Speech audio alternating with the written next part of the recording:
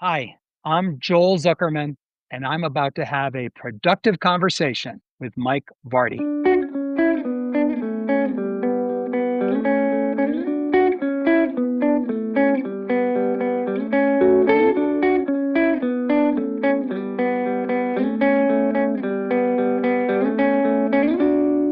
Joel, thank you so much for taking the time to join me for a productive conversation today. I appreciate the invitation. I'm looking forward to it. So, the book I'm holding in my hands here is called Gratitude Tiger Creating Joy Through the Art of Impactful Letters. And let me just say right out of the gate, when this came across my purview, I was like, this is something that resonated with me deeply.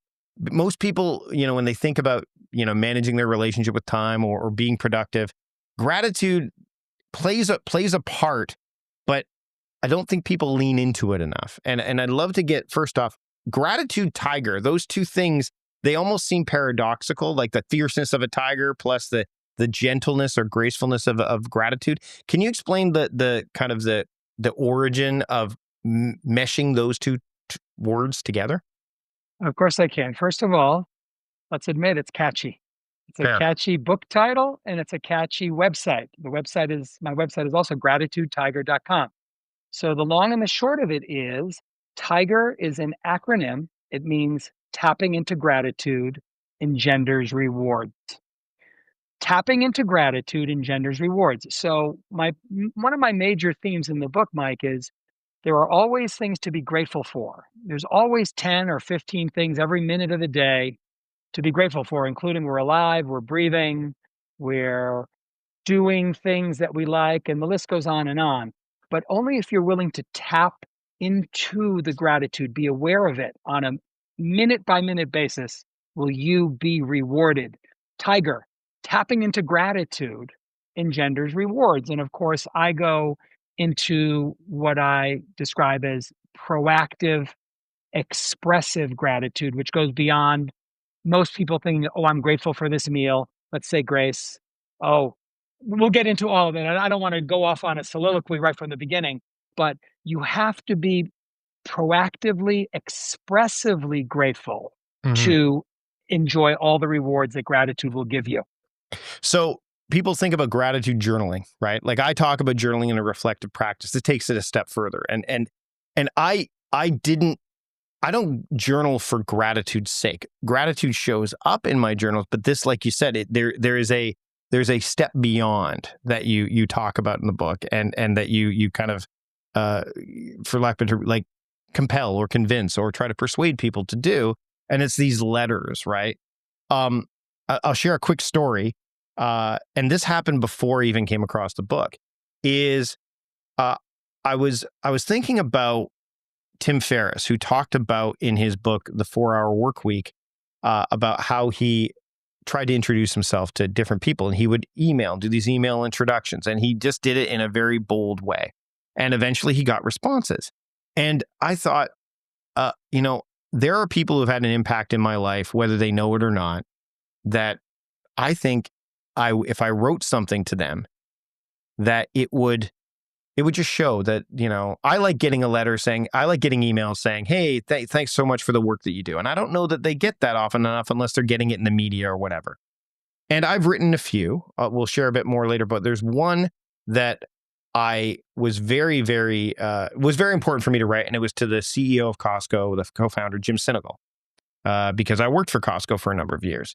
So the framework I teach has a lot of debt owed to the way Costco operates. So I wrote him a letter, and I mailed it to him. I found the address, and the I'd love for you to talk about, like, me. I'm not going to go into the necessarily yet about what happened, but just that act of doing it, I think, is a big step in the right direction, right? Because there is no guarantee that they're going to read it, get it, whatever. But there's just something about doing it, right? That that gives you that feeling that's really all you need, right? So you touched on a bunch of stuff, Mike. I write letters to be received and hopefully acknowledged. Sadly, of the 290 letters I've written, I've heard from about 80 or 90 individuals, There's a number of reasons for that. A friend of mine once dubbed it imposter syndrome. In Mm. other words, I'm expressing gratitude to you. Thank you for being you. And they don't feel, as Wayne and Garth said in Wayne's World, we're not worthy. We're not worthy. So they kind of brush it under the rug. That's one way of describing it. Or the $10 word is doxophobia. Doxophobia is the fear of being praised. Mm. So most people are not going to, in my experience, 290 letters written, most people will not acknowledge receiving the letter. It's very, very strange. But I write the letters in the hopes that they will be received.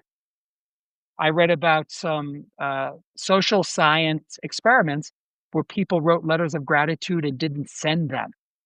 They wrote them and yeah, it's so strange. They wrote them and didn't send them to me. I write in Gratitude Tiger.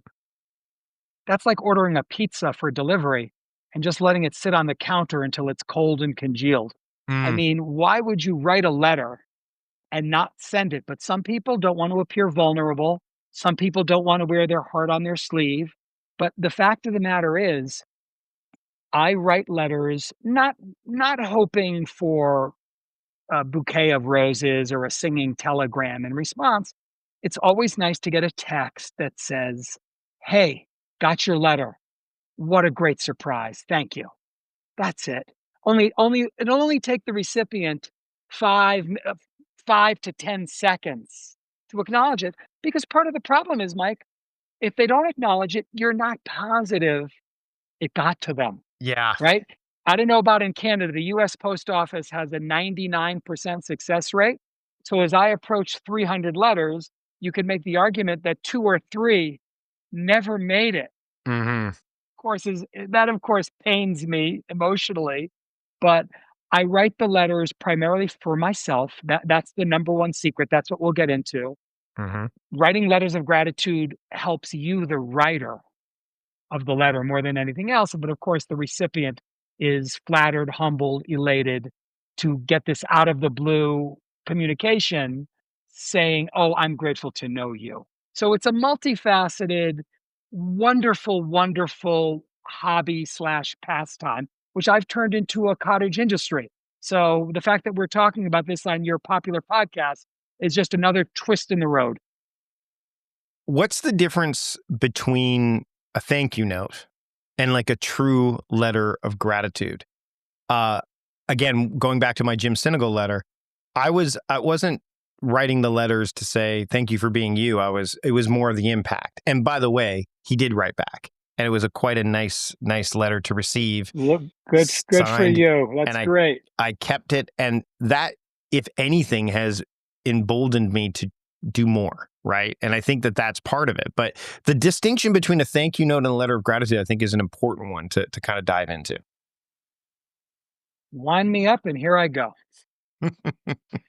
There's a chapter in the new book called Obligation versus Compulsion. If you were raised a certain way, a thank you note is something of an obligation. Okay? Someone has you to dinner, gets you a gift, invites you to a party, makes an important introduction. In the back of their mind, depending on how they were raised, let me put it this way, they won't be surprised to get a thank you note or email or text or phone call. In fact, they might think it would be slightly rude if you didn't acknowledge it after the fact. Right. Depends on how you were raised. You seem to be someone who was raised that way. I was certainly raised that way. So that is obligation. A letter of gratitude, Mike, is compulsion. You feel the need to express yourself to someone, to tell someone you're grateful for them, or for, in your case, possibly something they did for you, some philosophy they imbued into you. And the letter comes as a complete surprise. There's one other distinction. So to recap, a thank you note is obligatory, Hmm. depending on how you were raised. A letter of gratitude is surprise. It's, oh my God, look what just came in the mail. And one other distinction, usually a thank you note is for something specific. As I said, a dinner invitation, a party. A letter of gratitude is a more general sense of being grateful to a person. Now, you might get into specifics. I'm grateful to you because of you got me through trigonometry class in college. I was lost and all those that help you gave me. But really, Mike, I'm grateful to you for being such a good friend these last 35 years. Oh my God, I can't even count the ways, the hijinks, the fun, the frivolity that we've enjoyed. So a letter of gratitude is a little bit more wider ranging discussion of gratitude. One of the things that I focus on in my work is the importance of a reflective practice, journaling. And I can say that for me, keeping that journal has allowed me to go back, because I read my journal every year too. I don't just write it, I actually go back and read it. That's where I get some of these kernels of oh, that's right, this person who whatever they did, either they did something specific or just being part of the story of my life, because that's really what a journal is, has helped me kind of not only kind of galvanize this kind of habit, for lack of a better term, or ritual, but it also kind of allows me to, again, that compulsion. There's a desire to do it. Do you think that journaling goes hand in hand with this concept, or is it just something that can help you push yourself or get to the point where you are doing this as part of a regular ritual? So it's a good question. One of the things I write about in Gratitude Tiger is that the most common gratitude practice is journaling, which I'm gleaning from you is different from what you do. Hmm. You journal about your life, but the Cliff Notes version of journaling, a gratitude journal is you jot down things once a day or three times a week that made you grateful that day. You date the entry, and then you look back at your journal a week or a month later and you go, oh, yeah, I got that surprise text from my cousin. You wrote it that day, right? Oh, I heard from cousin Edna. Haven't heard from her in 3 years. You would have forgotten unless you reread it in your journal. Hmm. In answer to your question specifically, journaling versus letters of gratitude, my practice is expressive. Your practice of journaling is introspective. You're writing a journal for yourself. I am writing to express gratitude. And my favorite line, my favorite quote on this subject comes from the great American author from last century, Gertrude Stein, who said, silent gratitude isn't much use to anybody. So it's one thing to be grateful.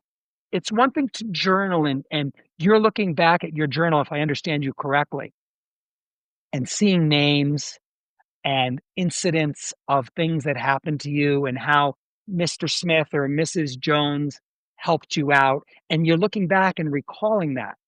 But the difference is when you write letters of gratitude, Mr. Smith or Mrs. Jones are hearing from you. I got to tell you, Mr. Smith, you might not remember me. I was in your 11th grade geometry class and I couldn't get it, but you spent extra time with me, et cetera, et cetera. So it feels so good to express the gratitude, Mike.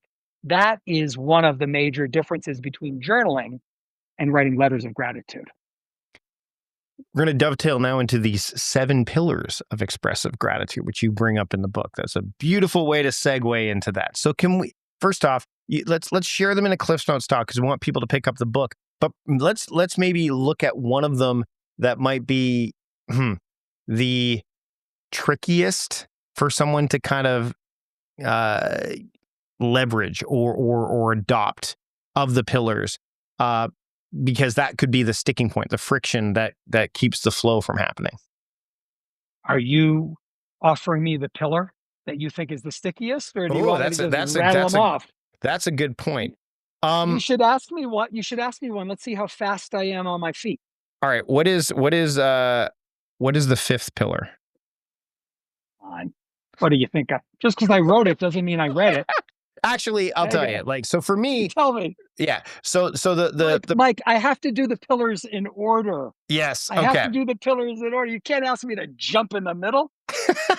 So for me, I think that the one that it's weird because, again, I didn't read the book before I started to do this practice to a degree, and it was through that introspection that led me to it.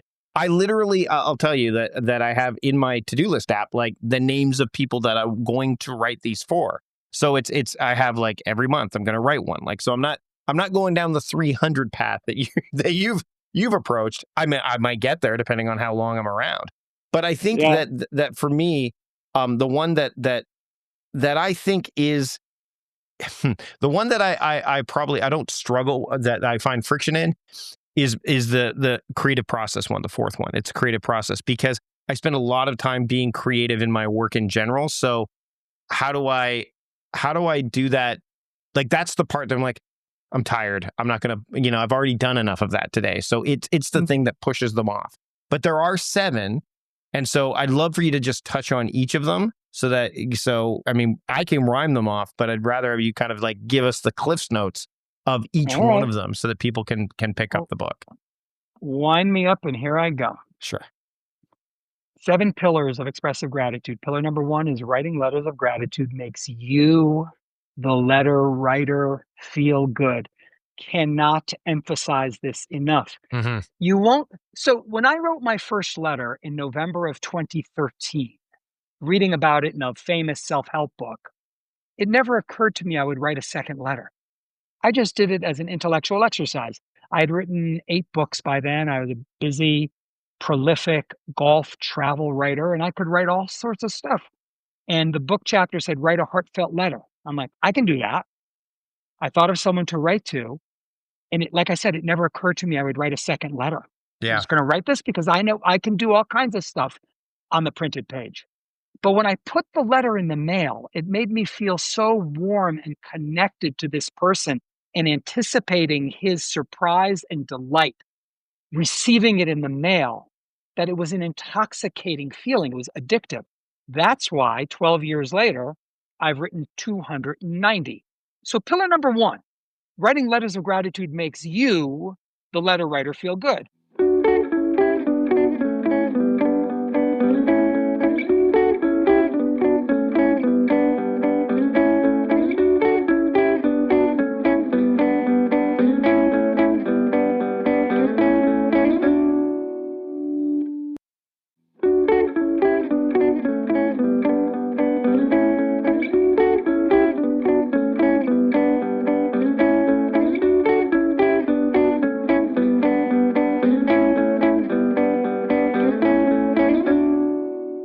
I'm going to stop the wind up here because the idea of dopamine, which definitely I can relate to inside of the work I do, those 3 hits of dopamine with each letter, right? The idea of number 1, who's the recipient? Number 2, when you review the letter, when you read it, because I did that. I mean, I want to make sure that it's exactly what I want to say. And then when you put the letter actually in the mail, right? So there's those 3. People are always looking for those hits of dopamine, and they'll do things like, oh, I got to email inbox 0, or I did these things, like those little check marks that you little hits. The nice thing about this, and we'll get to the later pillars, which we're gonna get to, how that dopamine it doesn't just hit you there. There is that lasting long form that you don't get from getting to inbox 0. But let's go to the second one. Okay, and I'll be much more succinct, really not my strong suit, but I will blast through the remaining 7 pillars. So here we go. Pillar number 1 makes you, the letter writer, feel good. Pillar Mhm. number 2 is painfully obvious, makes the recipient feel good. And when I speak, and by the way, Mike, your listeners should know, I wrote Gratitude Tiger to enhance my speaking career. I'm a professional speaker and I work at corporate events, nonprofits, high end wellness resorts, spreading the gospel of proactive gratitude. So I'm not going to belabor the pillars like I do when I'm speaking for 45 minutes before I do workshops. But suffice it to say, pillar number 2, it makes the recipient feel good. Pillar number 3, it makes the recipient feel good about you. Whatever their opinion of you might have been beforehand, it's not going down. When I can't guarantee it goes up, but when someone, if I was to write you a letter of gratitude, Mike Barty, your opinion of me would never go down. It might stay the same, or you might be like, oh, that Joel, he's a hell of a guy. So pillar number 3 is it makes the letter recipient feel good about you. Pillar number 4, you referenced, it's a creative process. Now, you're a creative person. I'm a creative person. But I make a point in the book. You could be a screenwriter, a novelist, a poet. We all can use a little dose of creativity. And when you write a letter of gratitude, whether it's 5 sentences or 5 paragraphs, it's a creative process. Pillar number 5, it turns your focus outward. I say this when I speak, and I'll say it to your audience now. 5 words describe all of humanity. What's in it for me? What's in it for me? What's in it for my family, my business, my association? When you write a letter of gratitude, you're thinking about the other person, even if it's only for the 15 minutes or 20 minutes it takes you to write the letter. Super healthy and positive. Pillar number 6 is the ripple effect. Okay. You wrote to the CEO of Costco. Who knows what kind of effect your letter had on him? Maybe he's going to write a letter to someone. That's kind of a high-end example, but I use the example when I speak. Someone writes to their first cousin. They haven't seen her in 10 years, but she writes about how grateful they were to spend weekends and summers at their grandparents' lake house 25 years ago. The cousin is so blown away, she says, I'm going to write a letter like this to my college roommate. I haven't spoken to her in 15 years. That's the ripple effect. Mm. 7th, finally, and as importantly as anything else, the legacy effect. Mike, only 2 things can happen when you write a letter of gratitude. You will die before the recipient, or the recipient will die before you. Now, having written 290 letters, I've lost about 15, maybe 18 letter recipients. When I hear they're gone, my first thought is, I'm so glad I reached out and let them know how I felt. Or to put a bow on this whole thing, I quote Ralph Waldo Emerson at least once, sometimes twice in my presentation. Emerson said, you can never do a kindness too soon because you never know how soon it will be too late. Yeah. Those are the 7 pillars. So one letter I wrote before I wrote the letter to Jim Sinegal years ago was to Nelson Mandela, and I can't remember why. Now, I imagine he never got it, and obviously he's passed Did you away. have a way to? Did you have an in to reach him? No, I didn't. But the point back to the pillars was I felt good about writing it, and that carried me. I think that's the, especially when you're talking about people who are, that are listening to this, are going, yeah, but how, I want to be able to check that box off. The box isn't necessarily about the recipient reading it. I mean, yes, all of those, but that feel good factor, we don't have enough of that on our to-do list typically anyway, right? And so I actually am looking right now. I've got 1, 2, 3, 4, 5, 6, 7, 8, 9 letters that are listed here. That and what I do is when I capture this in Todoist, which is what I'm using, is I write a letter to X about X. So that way I can have some context to kind of give me a jumping off point, which is kind of like how I journal. Like when I journal, it's not so much a let me try that again. It's not such a chronology of my day. It's more about the story, right? So by putting that there, I can and so I see the photos, like I'll use my iPhone photos as like, oh, this is what my topic is going to be, or this resonated with me or whatever. So by having that there, I know like I'm going to write a letter. I'll give you an example. Pete Holmes, the comedian. I loved his book, Comedy, Sex, God. I love the way that he talks about faith and comedy and like all that. And yet he abides by his values in all the work that he is doing, comedically. I'm like, that is a rare gift. And that's what I want to send to him. Now, he may never read it. He may never, whatever. But the point is by putting it on my list and I check it off, I get that dopamine like we talked about. But also, the chance of him reading, like I don't want to get obsessive about the recipient necessarily getting it, but it is such a nice delight when they do and they respond. So For sure. So you're a better man than me because I write letters with the intention of them being received. Yeah. As we touched on earlier, they're not often acknowledged. When they are, it's great. I'll give you an example. You're picking high-hanging fruit in Nelson Mandela. Yes, I was. What'd you write? Nelson Mandela, South Africa, planet Earth? I mean, I, did you I have found I found the address that could get to him, but that was about it. The internet is a wonderful thing in some respects, so I was able to do that. But I mean, again, I can only imagine the piles that he would have that right? even if he would have seen them, because there's gatekeepers, as we all know. Of course. Well, let me interject. My highest profile letter, and this timing is impeccable because the Ryder Cup starts tomorrow as we're taping this.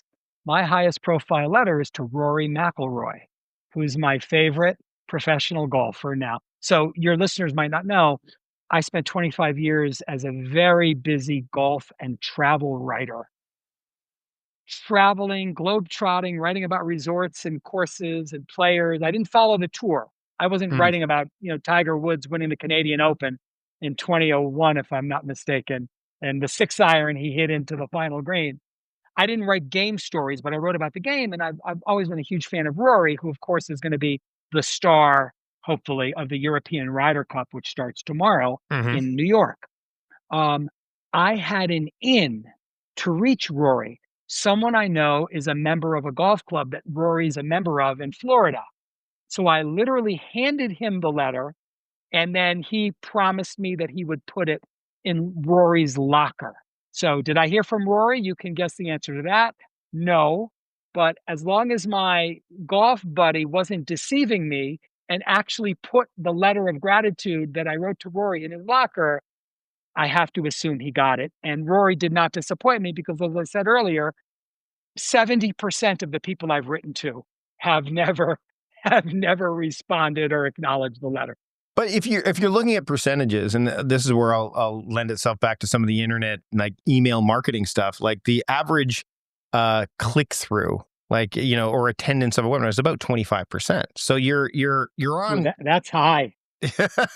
I never would have guessed it was that No, high. no, no. Like not click through. Sorry, webinar. Like webinar. If you're going to do a webinar, the standard, at least as of this recording, from all data that I've seen and others have shared, if 100 people sign up, if you get 25% attendees of that's a great. That's great. Like that's a I guess that's the mean, the average. And again, this is as of this recording, as depending on the data that you're looking at. But yeah, I mean, I think one of the things I want to kind of dive into is the friction point that, so the friction, will they read it? I think another piece of friction is you've written so many letters, right?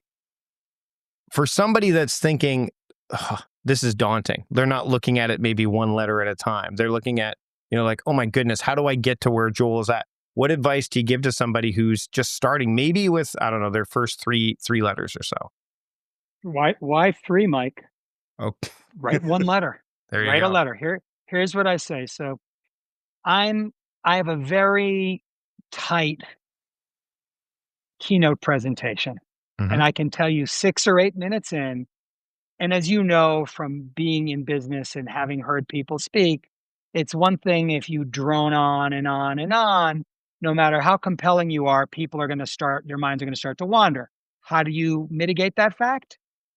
Involve them, ask the audience, engage the audience. So 6 or 7 minutes into my keynote presentation, I'll always say this: think of two people to whom you are grateful, one that is with you, one sadly no longer with you. Immediate, reflexive, Pavlovian response in almost every audience member. If you've gotten to a certain age, 20, 30, 40 years old, and you haven't lost someone, you're very lucky. So everyone will immediately think of two people they're grateful to, one that's with them, one no longer. Later in the presentation, I will say, it is too late to reach the person you have lost. So don't hesitate. Tonight, tomorrow, by the weekend, write the letter of gratitude to the person who is still with you. Put it on their bureau, put it in their backpack, put it in the mail. But remember what Emerson said: you can never do a kindness too soon because you never know how soon it will be too late. So that's a long winded way of saying no one has to be me. I'm on a gratitude freight train. You might be a gratitude choo choo, or maybe just a gratitude hand car pumping your way down the railroad track. But write that first letter to the person you thought of immediately when I said, think of two people you're grateful to. And that's where it starts. That's when you get the dopamine hit. That's when you feel that connectivity. That's when you might say, wow, that was cool. I'm going to write a second letter. That's how it began.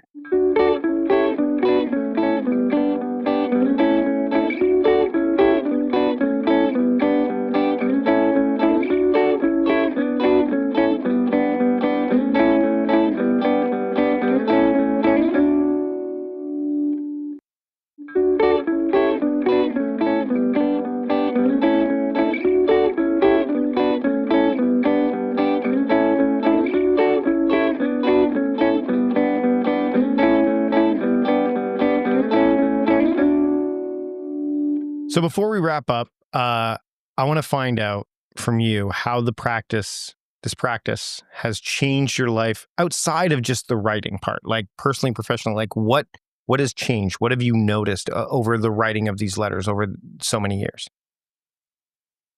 I'm a people person. And you know what?